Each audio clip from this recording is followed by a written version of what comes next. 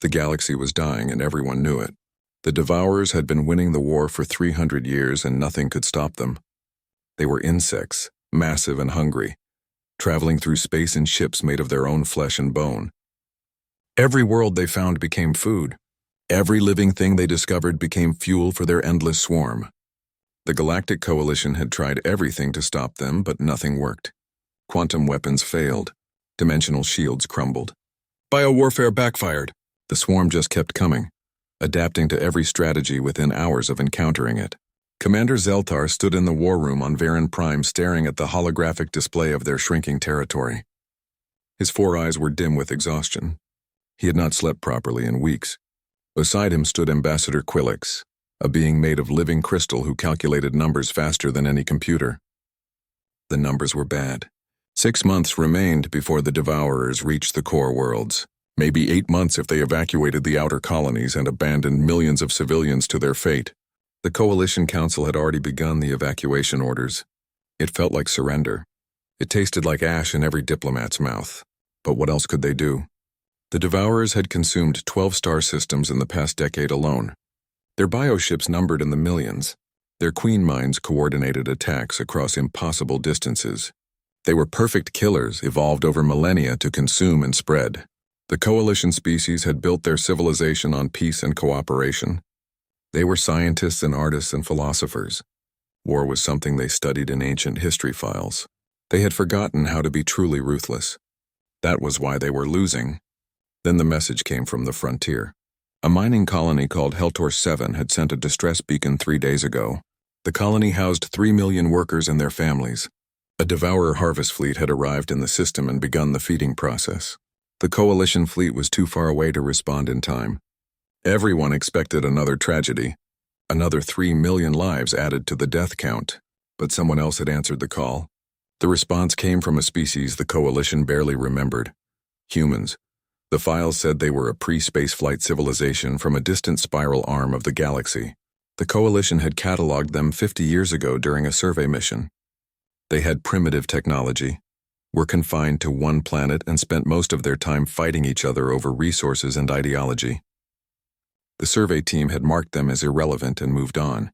Apparently that assessment needed updating. The human ship dropped out of faster-than-light travel above Heltor 7 with no warning and no request for permission to enter Coalition space. It was massive, easily twice the size of a Coalition dreadnought, and bristling with weapons that made no sense according to known physics. The ship's name translated roughly to Retribution. The captain introduced himself as Jake Morrison. He was a human male, relatively young by Coalition standards with short dark hair and cold blue eyes that seemed to calculate the value of everything they saw. He wore a dark uniform with minimal decoration. His crew numbered 200. His voice was calm when he opened communications with the Coalition listening post. He said his species had been monitoring Coalition transmissions for the past 20 years. He said Earth's government had decided it was time to introduce themselves properly. He said they had come to help. Then he saw the Devourer harvest fleet surrounding Heltor 7 and everything changed. The human captain's voice went flat and emotionless. He asked his communications officer how many civilians were still alive on the colony. The answer came back as 2.7 million. The Devourers had already killed 300,000 in the initial attack. Jake Morrison stared at the tactical display for 30 seconds without speaking. The Coalition liaison aboard his ship, a young Varani diplomat named Sorix, started to explain that Coalition protocol required requesting backup and coordinating with Fleet Command before engaging. The human captain ignored him completely. He turned to a woman standing beside his command chair. She had red hair tied back in a practical style and wore the same dark uniform. Her name was Kate Phillips and she held the rank of lieutenant. Jake said 2 words to her. "Weapons free." Kate smiled. It was not a pleasant smile. The Retribution opened fire on the Devourer fleet with weapons that violated every known law of civilized warfare. Metal rods accelerated to 97% of light speed punched through bioship hulls like bullets through paper. Each impact released more energy than a nuclear weapon. The bioships tried to scatter, but the human ship tracked them with perfect accuracy. Laser arrays powered by controlled fusion explosions carved glowing wounds 20 kilometers long through living flesh. The Devourers attempted to swarm the human ship with their fighter organisms. Thousands of them, each the size of a small aircraft screaming through space on biological thrusters. The humans released something from their launch bays. Drones. Thousands of autonomous killing machines, each one programmed with sophisticated targeting algorithms and packed with high explosives. The Coalition had banned autonomous weapons 400 years ago after a war almost destroyed their civilization. The humans apparently had no such concerns. The drones tore into the Devourer fighters with mechanical precision. Every destroyed drone transmitted its final moments back to the swarm, updating tactics in real time. The human machines learned from their deaths and became more efficient killers with each passing second. Sorek stood on the bridge of the Retribution, trembling as he watched the battle unfold. The humans worked with calm efficiency. No panic, no fear, just cold professional violence executed with perfect timing. A young man at the communication station reported that the Devourers were attempting to send negotiation requests. Jake Morrison told him to ignore the messages. Kate asked if they should follow Coalition protocol and accept surrender offers. The human captain said they were not part of the Coalition.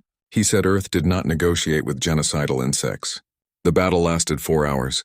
When it ended, all 47 Devourer bioships were dead or dying. The space around Heltor 7 was filled with debris and freezing biological matter. The Retribution had sustained minor damage to its forward shields. Nothing serious. Nothing that mattered. Soreks could barely form words. He stammered that what he had just witnessed was impossible. A single ship had destroyed a Devourer harvest fleet, the same kind of fleet that had crushed Coalition armadas. Jake Morrison looked at the young diplomat with those cold blue eyes. He said humanity had spent 10,000 years perfecting the art of killing each other. He said they had become very good at it. He said the Devourers were amateurs compared to what humans had done to themselves. The message went out to Coalition Command within the hour. Earth's military had 40 warships ready for immediate deployment. Admiral Helen Grant had authorized full commitment to the Coalition's war effort. Humanity was coming to the galaxy. They were bringing guns, ships, and 3 centuries of suppressed aggression. The Devourers had no idea what was about to hit them. The human fleet arrived at Varen Prime 3 weeks after the battle at Heltor 7, and the Coalition Council did not know whether to feel relief or terror. 40 warships emerged from faster-than-light travel in perfect formation. Each one was larger than the biggest Coalition dreadnought. Each one carried enough firepower to level a continent. They moved through space with predatory grace like sharks circling prey. The lead ship was called Ragnarok, and it commanded the fleet with absolute authority. Admiral Helen Grant stood on its bridge reviewing tactical data about the Devourer positions. She was 60 years old with gray hair cut short and practical. Her eyes were pale blue and cold as winter ice. She had commanded naval operations during Earth's last major conflict 20 years ago. The war had been brutal and short. She had won it by doing things that kept her awake at night even now. But she had won. That was what mattered. The Coalition Council convened an emergency session to meet with the human admiral.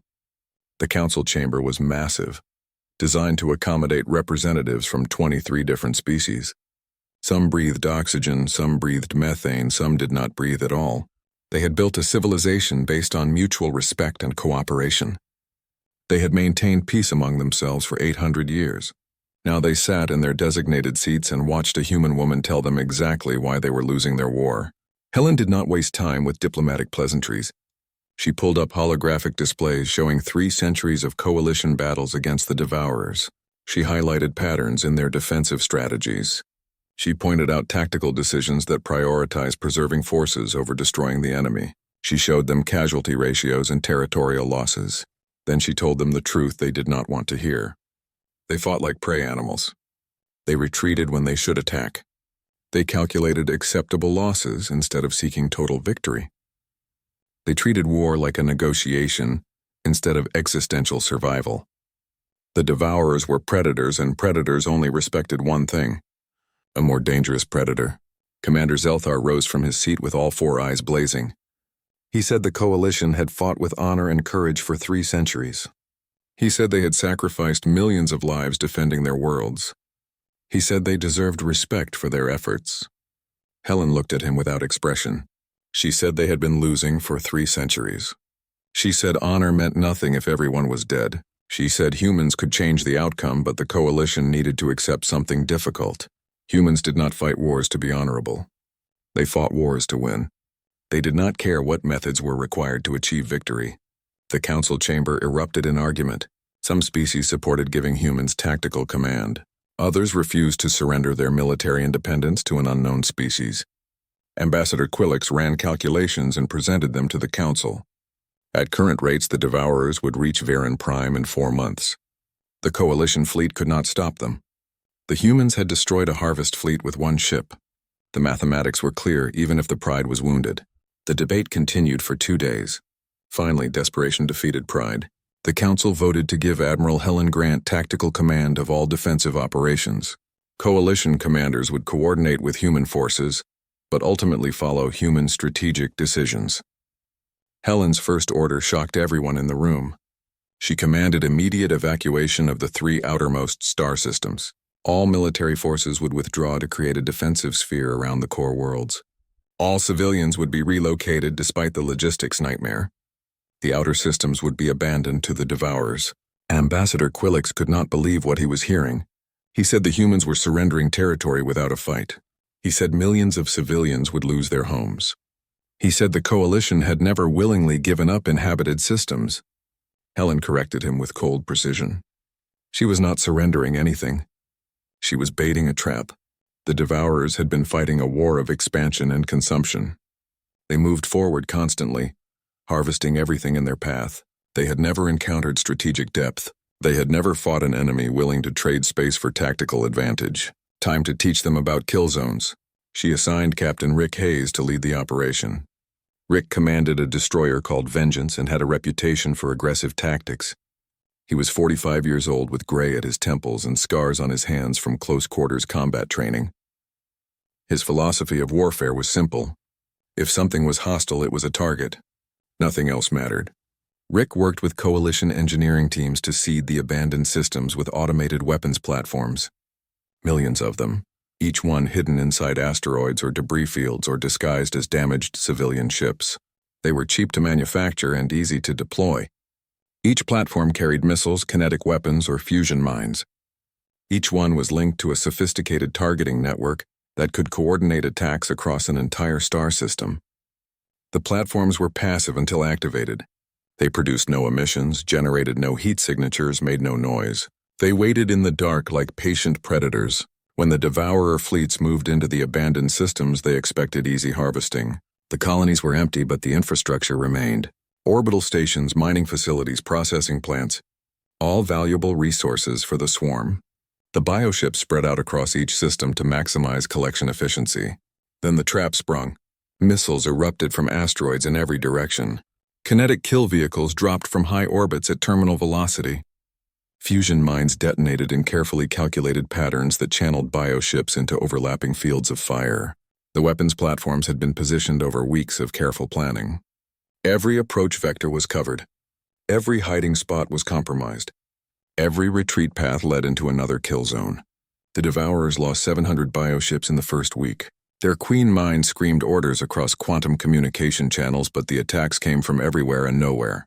They tried to hunt down the weapons platforms, but each one destroyed took hours to locate. By the time they cleared one asteroid field, another ambush triggered from a different vector. The swarm had never experienced this kind of warfare. They were used to overwhelming enemies with numbers. They adapted to tactics quickly, but these were not tactics. This was systematic slaughter executed by machines that did not care about honor or mercy. This was human warfare at its most efficient. But the humans learned something valuable from the operation. They intercepted Devourer communications and decoded enough to understand their command structure. The swarm was not truly one entity. It was controlled by 13 queen mines, each one directing vast segments of the bioships. The queens were biological supercomputers, evolved over millions of years to coordinate attacks across light years of space. They were brilliant and adaptable. They were also located in specific places. They had physical bodies that could be found and killed. Admiral Helen Grant read the intelligence report in her quarters late at night. She sat alone with a glass of whiskey and looked at the star charts showing estimated queen positions. A smile crossed her face. It was the smile of a hunter who had finally found the prey's den. She opened a communication channel to Captain Lisa Morgan. Lisa commanded a stealth ship called Shadow Runner and specialized in operations that officially did not exist. Helen gave her new orders. Find the queens. Kill them all. Use whatever methods necessary. Lisa acknowledged the orders without hesitation. She understood what was being asked. She understood the survival rate for this kind of mission. She volunteered anyway.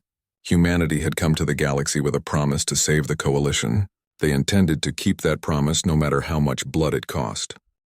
Captain Lisa Morgan had killed people before, but she had never hunted anything like a Devourer Queen. The Shadowrunner was built for stealth missions that required surgical precision. It was half the size of a standard destroyer with experimental coating that absorbed radar and bent light around its hull. The ship could operate for weeks with all systems powered down, drifting through space like a dead rock. Lisa handpicked her team from the best soldiers Earth's military had produced. Sergeant Chris Walker led the ground assault unit. He was 32 years old with dark skin and hands scarred from too many deployments. His team consisted of 15 men and women who specialized in zero-gravity combat, demolitions, and close-quarters killing. They had all volunteered knowing the mission had a projected survival rate of 12%. Chris had laughed when he saw the statistics. He said 12% was almost twice as good as his last deployment in the Martian tunnels. The first Queen Mind was located in the Keltor Nebula, according to intercepted Devourer communications. The nebula was a massive cloud of gas and dust that stretched across 3 light-years. Perfect place to hide something valuable.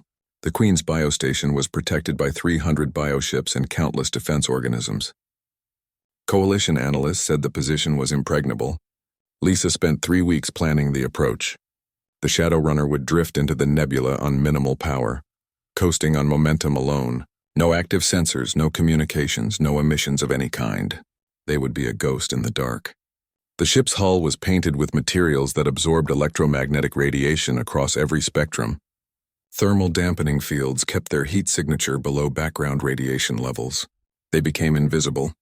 The drift took 3 weeks of patient waiting. The crew lived in near darkness to minimize power consumption. They spoke in whispers. They moved carefully to avoid creating vibrations. They became part of the silence. When they finally reached striking distance, Lisa studied the biostation through passive optical sensors. The structure was enormous, a living thing the size of a small moon. It pulsed with biological rhythms. The Queen Mind resided somewhere in its core, protected by layers of organic armor and warrior forms. Direct assault was suicide, so Lisa did not assault directly. She launched a single missile toward a nearby gas giant. The missile was a relativistic kill vehicle. A chunk of dense metal accelerated to 98% of light speed.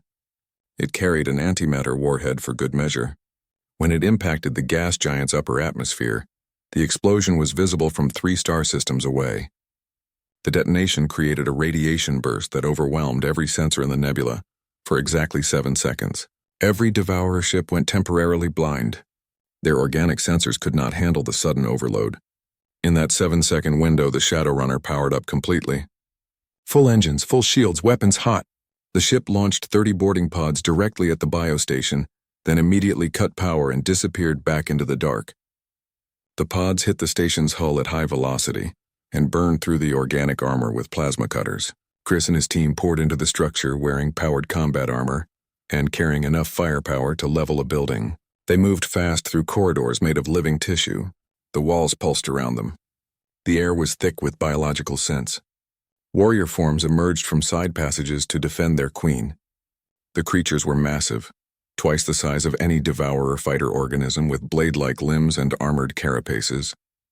Chris's team hit them with armor-piercing rounds, plasma charges, and nerve agents specifically engineered to target Devourer biology. The warriors died hard, but they died. The team lost 3 soldiers in the first 10 minutes of fighting. A woman named Kelly Brooks was torn apart by a warrior's blade limbs. A man called Victor Hayes took a bioacid spray to the face and died screaming. Another soldier named Patricia Cole was dragged into the walls by smaller organisms and never seen again. Chris kept the team moving forward. They had a mission, and stopping meant death anyway. They fought through 3 kilometers of hostile corridors. The deeper they went, the stronger the resistance became. The station knew they were coming. The Queen Mind was coordinating its defenses with terrifying intelligence. They deployed the nerve agent in concentrated bursts. The chemical was designed by Earth's best bioweapons engineers specifically to disrupt Devourer neural tissue. It worked. The warrior forms began to slow and stumble. Some collapsed mid-attack. The Queen Mine's coordination faltered as the agent spread through the station's ventilation systems. The final chamber was enormous. The Queen herself filled most of the space, a massive organism 20 meters long with thousands of neural tendrils connecting her to the station's systems. She was beautiful in an alien way, like a work of art made from nightmare materials. She was also dying. The nerve agent had reached her. Chris approached carefully with the fusion charge held in both hands. The device was small enough to carry but powerful enough to vaporize everything within 500 meters. He set the timer for 30 seconds. A warrior form emerged from the shadows behind him. Chris turned too slow. The creature's blade caught him across the ribs, cutting through armor and flesh. He felt bones break. Blood filled his mouth. A soldier named Gregory Nash shot the warrior 6 times in its central mass. The creature collapsed. Nash grabbed Chris and dragged him toward the exit. The team ran. 30 seconds was not much time to cover 3 kilometers. They sprinted through corridors as the timer counted down. They lost 2 more soldiers to collapsing passages and desperate warrior attacks.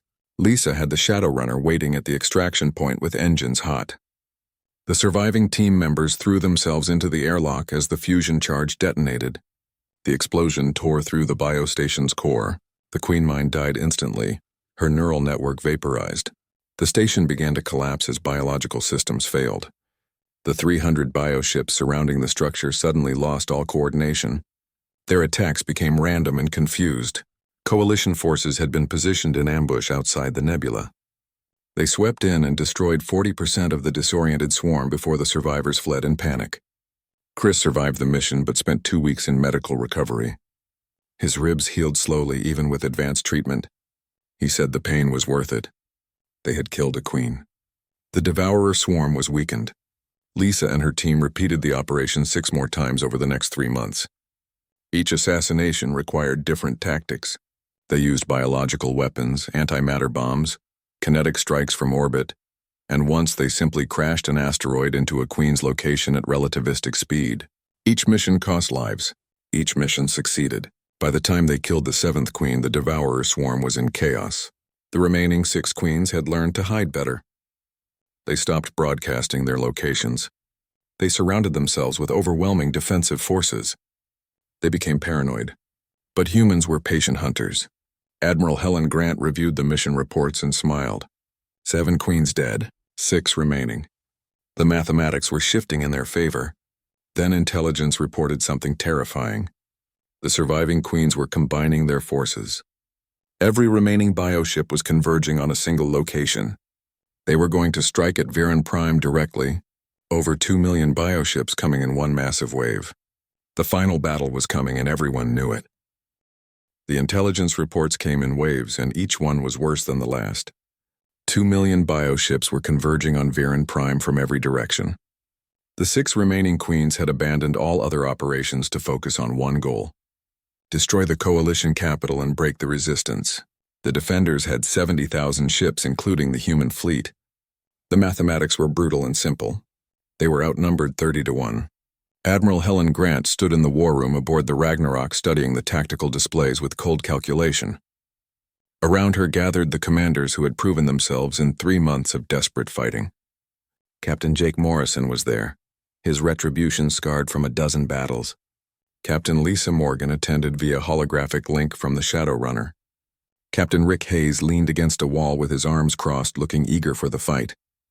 30 other human and coalition commanders filled the rest of the space. Helen let them study the numbers for a full minute before speaking. She said the Devourers were bringing everything they had left. Every bioship, every warrior form, every reserve unit. This was their final push. If they won here, the coalition would fall. If they lost here, the swarm would break forever. Jake stated the obvious truth that nobody wanted to hear. They could not win a straight fight. Even with human technology and tactics, the numbers were impossible. 30-1 odds meant they would be overwhelmed through sheer mass. Rick suggested they retreat and defend from multiple smaller positions. Draw the swarm out and bleed them over time.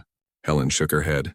The Devourers would simply bypass strong positions and consume undefended worlds. Retreat meant watching billions die while they played for time. Ambassador Quillix attended the meeting as coalition observer. He asked what options remained if they could not fight and could not retreat. Helen smiled. It was not a kind smile. She said they would not fight fair. Humanity had spent the past 3 months building a weapon in secret. Earth's engineers had positioned 600 fusion satellites around Varan Prime's star in a carefully calculated orbital pattern. When activated simultaneously, they could trigger a controlled stellar flare. The satellites would direct the star's energy like a weapon, creating a beam of radiation and superheated plasma. The energy release would equal 10,000 nuclear weapons. Everything in the target zone would die instantly. Commander Zelthar realized the implication immediately. He said using that weapon would kill everything in the area, coalition ships and human ships included. There was no way to shield against stellar plasma at that temperature and radiation intensity. Helen agreed calmly. That was exactly why they needed to volunteer as bait. The plan was insane. The human fleet would position itself between the incoming swarm and Varan Prime. They would engage the enemy and draw them into close combat. When the Devourers surrounded them completely, the Helios array would activate. The stellar flare would kill everyone in the target zone. Human ships, Devourer, bioships, everything. The coalition fleet would remain close to the planet, ready to mop up any survivors. The room erupted in arguments. Coalition commanders said the plan was suicide. Human commanders asked if their ships could even survive the stellar radiation. Helen explained that human warships had experimental heat dissipation systems and maximum power shields specifically designed for this scenario. They might survive. Probably would survive. Maybe 60% chance. Jake looked at the Admiral with those cold blue eyes. He asked if she really expected 40 human warships to sacrifice themselves on a maybe. Helen met his gaze without flinching. She said yes. She said someone had to be the bait, and humans were the only ones with ships tough enough to possibly survive. She said this was what they came to the galaxy to do, win the war no matter the cost. The vote among human commanders was unanimous. They would do it. Coalition commanders watched in stunned silence as humans calmly accepted a suicide mission with 60% survival odds. Ambassador Quillix asked why humans would take such a risk for species they barely knew. Rick answered before Helen could speak. He said Earth had a rule about bullies. You stand up to them even if you get hurt doing it. You protect people who cannot protect themselves. You do not let monsters win just because fighting is dangerous. That was what made you human instead of just another animal. The Devourer swarm arrived 2 days later.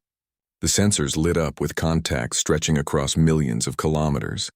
2 million bioships moving in coordinated formations, their queens orchestrating the attack with terrifying precision. The human fleet moved into position between the swarm and Varan Prime. 40 warships against 2 million. The crew of the Retribution stood at their stations in silence.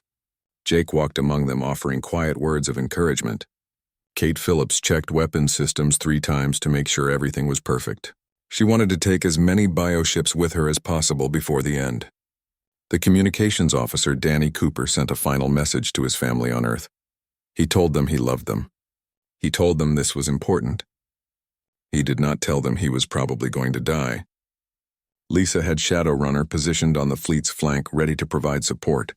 Chris Walker and his surviving team members loaded weapons and checked armor seals. They had survived 7 Queen assassinations. Might as well see if they could survive stellar fire too. The Devourers accelerated when they saw only 40 ships opposing them. The Queens sensed victory. They had lost so much to these humans, but finally the numbers were on their side. Finally they could crush this irritating species and return to harvesting the galaxy in peace. The distance closed rapidly. 1 million kilometers, 500,000, 100,000. The human fleet opened fire at maximum range. Missiles streaked across the dark. Lasers carved glowing lines through space. Kinetic rounds accelerated to impossible speeds. The leading edge of the Devourer formation exploded in fire and dying bioships. Thousands died in the first salvo, thousands more in the second. But thousands meant nothing against millions. The swarm kept coming. They began to envelope the human fleet from all sides like a massive hand closing around a struggling insect. Bioships surrounded the 40 human warships completely, exactly according to plan. Helen watched the tactical display as the trap closed. She opened a fleet-wide channel. Her voice was calm and steady. She said it had been an honor serving with them all. She said when they got home the first round was on her. She said this assuming they survived to collect on that promise. Kate muttered that survival seemed unlikely given current circumstances. Jake smiled despite everything. He said where was the fun if they knew the outcome in advance? The weapons officer on the Ragnarok reported that the Helios array was charged and ready. All 600 satellites were synchronized. The targeting solution was locked. They were deep inside the Devourer formation now. Bioships surrounded them on every side within a sphere 200,000 kilometers across. The 6 queens were all present, their command signals detectable even through the chaos of battle.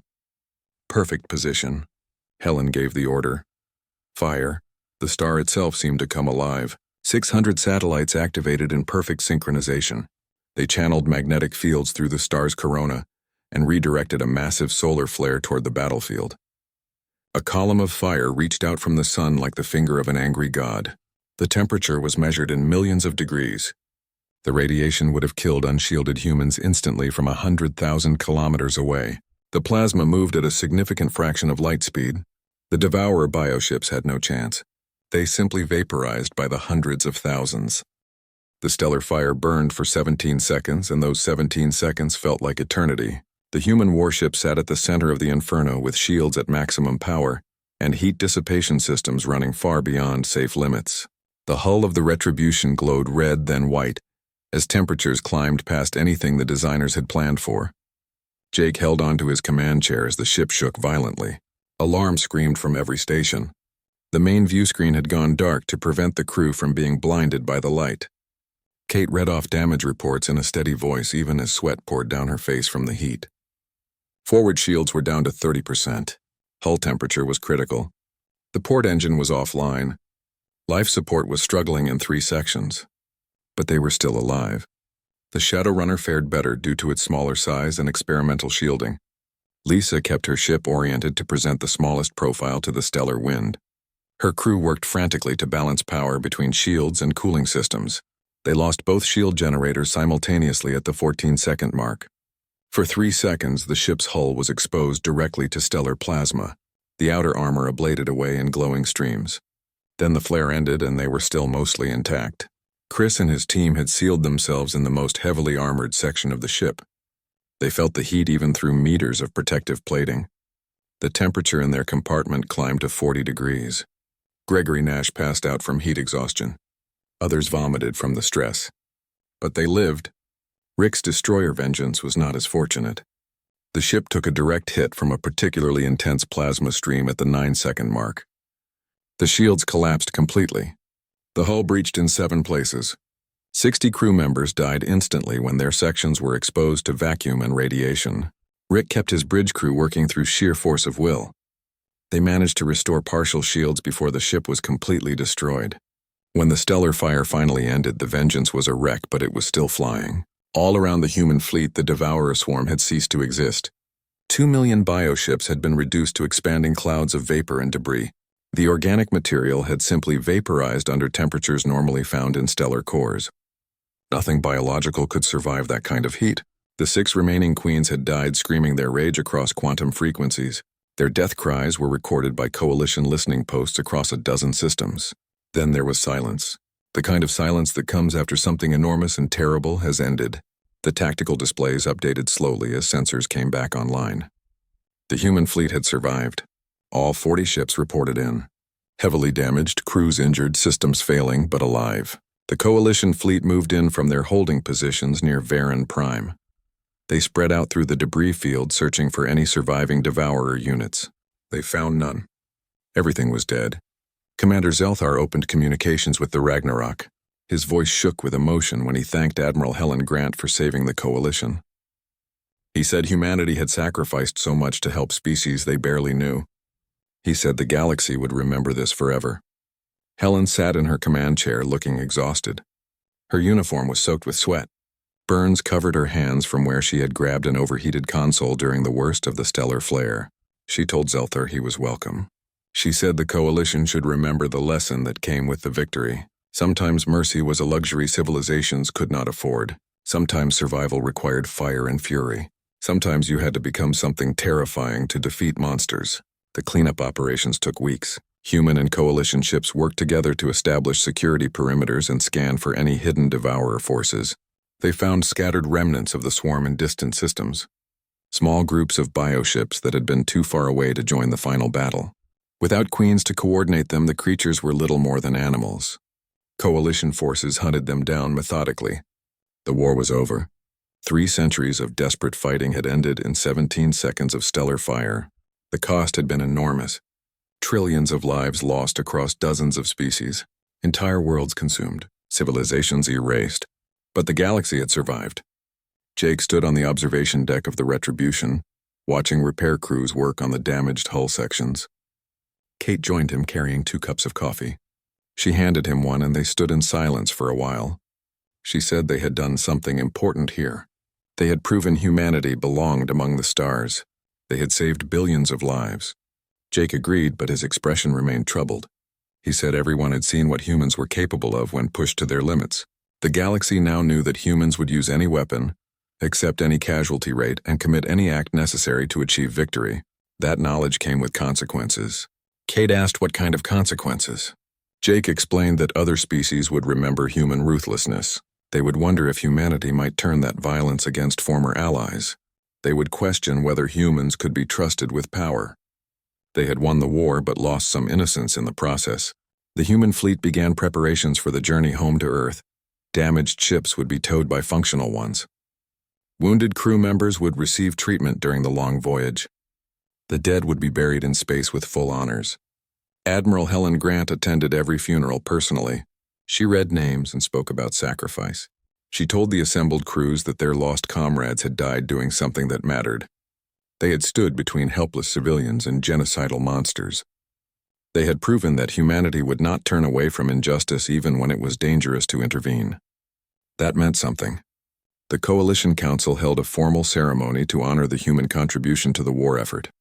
They offered humanity full membership in the Galactic Coalition, with all rights and privileges.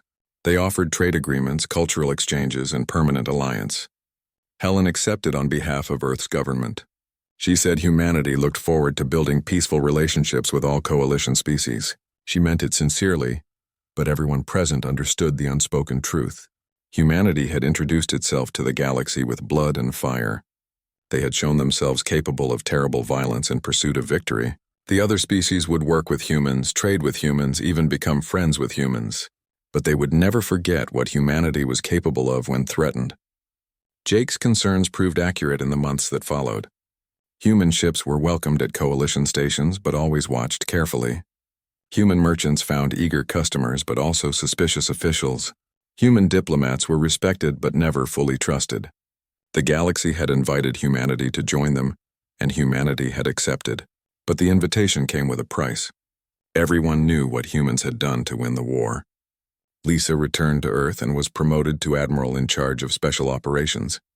She never spoke publicly about the Queen assassination missions. The official records listed those operations as classified. Chris recovered from his injuries and trained the next generation of Special Forces soldiers. He taught them that sometimes winning required accepting terrible odds and doing things that would haunt you forever. Rick repaired the Vengeance and continued serving in the fleet. His ship became famous throughout human space as the vessel that had survived stellar fire. The final count of human casualties was released 6 months after the battle. 2,347 personnel killed in action. 5,000 wounded. Every single one of them had volunteered, knowing the risks. Earth held memorial services in every major city. The names were read aloud and recorded for history. They had gone to the stars and found a war. They had fought that war with everything humanity had learned from 10,000 years of conflict. They had won through ruthlessness, sacrifice, and willingness to use any weapon necessary. The galaxy was saved, but it would never look at humanity the same way again. Jake stood at the memorial wall in Geneva looking at names carved into black stone. He thought about what they had accomplished and what it had cost. Humanity had proven itself capable of standing among the stars. They had demonstrated courage, capability, and the strength to protect others. They had also shown the galaxy something darker: the capacity for total war, the willingness to accept any cost for victory, the ability to become monsters when necessary to defeat worse monsters. The real challenge was just beginning. Humanity had to figure out how to live in the galaxy they had saved, how to be trusted neighbors after demonstrating such terrible power, how to balance the ruthlessness that won the war with the compassion needed for peace. Jake did not know if humanity would succeed at that challenge, but he knew they would try. That was what made them human. The war was won. Now came the harder part. building something worth protecting with all that fire and fury.